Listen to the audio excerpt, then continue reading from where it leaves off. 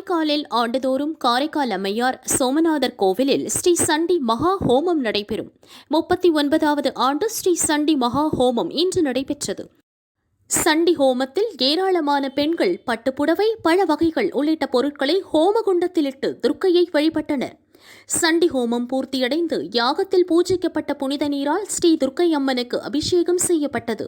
ஸ்ரீ சண்டி ஹோமத்தை முன்னிட்டு ஸ்ரீ மகாலட்சுமி மற்றும் ஸ்ரீ துர்க்கைக்கு சந்தனக்காப்பு அலங்காரம் செய்து சகஸ்ரநாம அர்ச்சனை மற்றும் தீபாராதனை நடைபெற்றது. ஏராளமான பக்தர்கள் துர்க்கை அம்மனை வழிபட்டனர்.